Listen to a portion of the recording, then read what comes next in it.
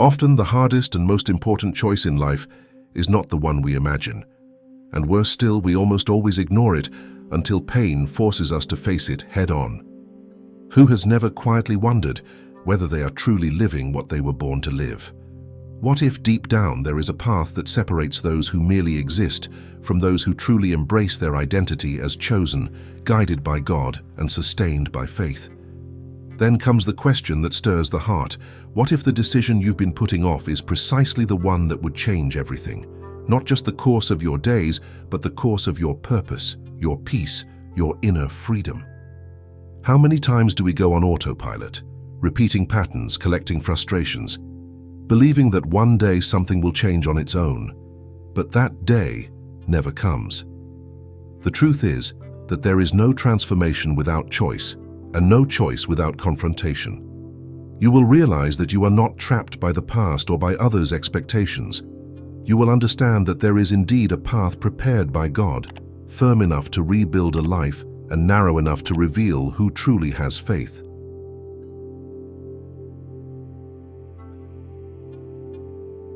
They say there are places you can only reach when the heart decides to change direction, and the kingdom of heaven is exactly that kind of destination. It doesn't appear as a magical portal, but as a reality that begins when a person allows God to touch their most intimate choices. It's like when someone suddenly realizes they no longer need to live suffocated by hurry, fear, or everyday violence. Suddenly, faith ceases to be distant theory and becomes solid ground, revealing a life where kindness is not weakness, but transforming strength. And with every step, a quiet yet constant light appears, showing that yes, there is a different way to live. All of this opens space for something even deeper, directly connected to the very beginning of human history. Thus, whoever understands this kingdom discovers that it is not a place far away, but a way of existing that defies ordinary logic. It is like exchanging noise for silence, burden for lightness, despair for hope, not out of naivety, but out of alignment with the divine will. When someone experiences this restored life, they realize they are not just walking but being guided as someone truly chosen. And that realization awakens a powerful question. If this kingdom has already begun here, where did it first appear? The thread of that revelation leads us straight to the garden where everything started, where heaven and earth touched effortlessly. Few people notice, but Eden was not just a beautiful setting. It was the reminder that humanity and God could walk side by side without fear. There was no rush, no anxiety, no feeling of always being late for one's own life. It was a place where faith had shape, smell, and movement, where every step reaffirmed the identity of one who lived as part of the divine plan.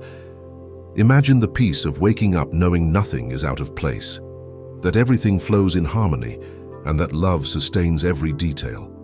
That environment reveals the original intention. Life was meant to be full, whole, and meaningful. But that garden also carried a choice, and choices shape destinies. When someone grasps Eden as that symbol of union, they begin to see their own detours and ruptures along the way. It's like looking inside and noticing that, at some point, peace was traded for external pressures and hasty decisions. Human beings, yesterday and today, always face the temptation to believe they can walk alone, far from God's presence. But it is precisely in recognizing that distance that the desire to return is born. And it is in that return that the story takes on new contours, preparing the heart to understand where everything began to be lost, in that moment when deception opened the door to a path completely opposite to life. There are moments when the lie seems more logical than truth itself, and that is exactly what happened when the serpent whispered that God was hiding something. The seduction of autonomy always sounds appealing. Do it your way. You don't need anyone. Life is yours. It's striking how that voice still echoes today, pushing people toward decisions that seem light but demand a high price. It's the kind of deception that promises freedom and delivers chains, that promises shine but delivers emptiness. And without realizing it, a person trades the path of life for the road of self-destruction.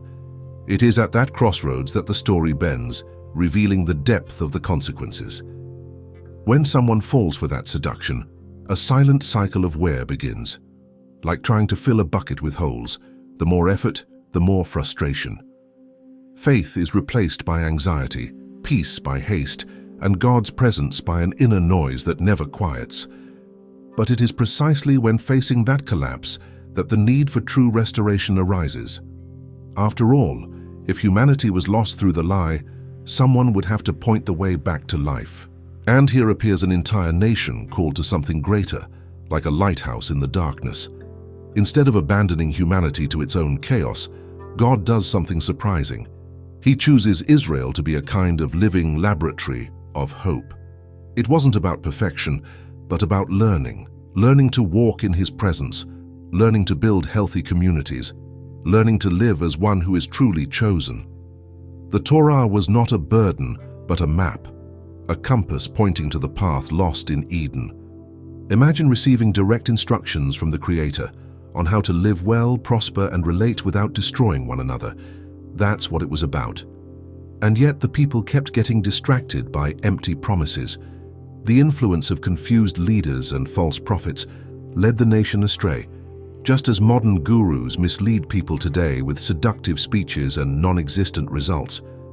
The heart is easily confused when wisdom is lacking, and that is why Israel's story feels so much like ours. Even surrounded by signs, many still chose the wrong direction. But every fall of that ancient people prepares the ground for something even more striking, a prophetic voice that denounces deception and calls everyone back to the path. That transition opens space for a powerful critique that still echoes today. A careful look is enough to see that some leaders do not guide, they only consume. That is exactly what Ezekiel denounced when he called those men wolves. They destroyed what they were supposed to protect, distorted what they were supposed to teach, and dragged entire lives away from God's presence. That kind of leadership appears with an air of security, but generates fear. It seems to offer direction, but delivers confusion. It is the kind of influence that promises light, but plunges the heart into shadow. Jesus takes up that critique firmly, making clear that the kingdom would not be led by deceivers, but by those who live the truth. And that truth was about to be revealed even more radically. When He appears and announces that the kingdom has come, He forms a new group of men and women willing to choose the right path, even if it costs renunciation. Jesus exposes the farce of false leaders, not to humiliate but to liberate. Not to accuse but to show that yes, there was a trustworthy path of life. It's as if He said, "You've been deceived for a long time, but now you can see clearly." That clarity provokes a decision, because no one passes unscathed before the truth, and understanding this opens doors to something Jesus presents powerfully. Two paths, one of them narrow enough to reveal who really wants to live. It is no coincidence that Jesus describes the path of life as a narrow gate. After all, everything that truly transforms requires intention. The wide path is seductive, easy, fast, comfortable, and full of applause. But as He Himself says, it leads to destruction, that slow, silent destruction that corrodes the soul without making a sound. The narrow path, on the other hand, is challenging. It demands discipline, renunciation, and courage to embrace faith as a lifestyle. It's like choosing to train every day while others rest, or to study when most waste hours on distractions. Those who choose this path understand that true freedom is not doing everything, but doing what leads to life. And that difficult, narrow path is the only one capable of shaping a strong, mature heart aligned with God. It is on it that a person learns to breathe deeply before reacting, to ask for wisdom before deciding, to live with purpose instead of improvisation. Many avoid it because it requires effort, but few understand that it is precisely that effort that prepares a person to withstand storms. And while Jesus reveals this metaphor, He already points to an even greater danger: those who try to divert people from the path, not with violence but with an appearance of goodness. It's striking how some speeches sound too sweet to be true, and usually they aren't. Jesus warned that many would come looking humble, speaking softly, dressed as sheep, but carrying the intentions of wolves. These leaders do not drag people by force, but by seduction. Quick promises, spiritual shortcuts, brilliant solutions that never materialize. Faith becomes spectacle, God becomes a tool, and the heart becomes a stage for manipulation. But Jesus simplifies everything with a powerful key. Look at the fruit, because fruit never lies. And it is precisely that simplicity that dismantles any deception. While words can be rehearsed, practical life reveals the truth. Look at the results: peace or chaos, humility or pride, transformation or stagnation. Whoever walks with the Creator produces life, always. Whoever merely pretends spirituality produces appearance. A person then learns to discern with maturity, like someone no longer impressed by shine, but by consistency. And in that discernment, Jesus takes the conversation to an even deeper level. Not every demonstration of faith means real relationship. Some people can impress crowds, but cannot fool the one who sees the heart. Jesus makes this clear by stating that many would perform miracles, cast out demons, and speak in his name, yet still hear, "I never knew you." It is a statement that shakes anyone, because it reveals that doing spiritual things is not enough.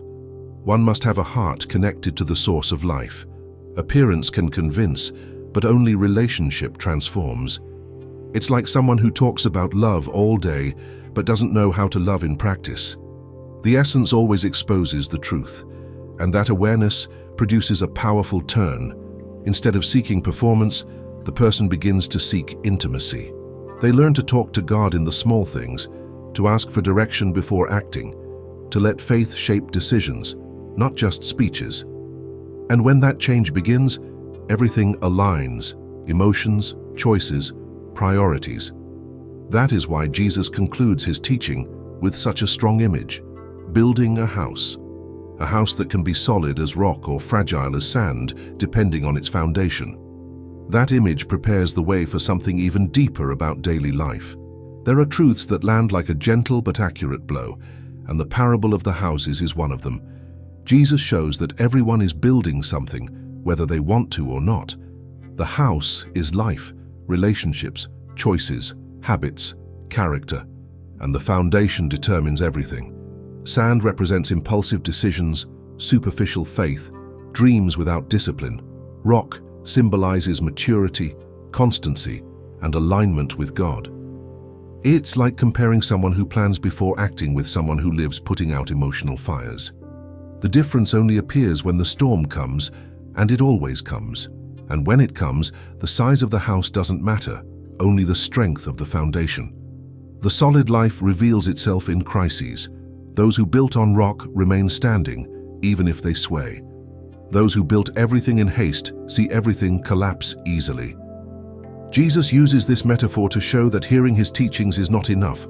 They must be practiced daily, asking for wisdom, cultivating faith, and firmly choosing to live as chosen.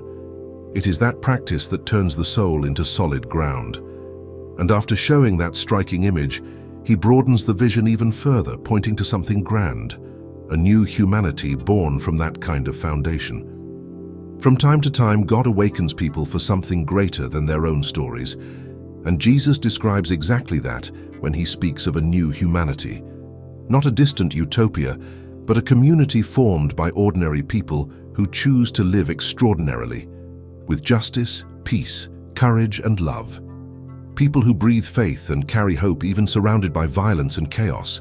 The kind of people who transform environments without even noticing, because they live aligned with divine purpose.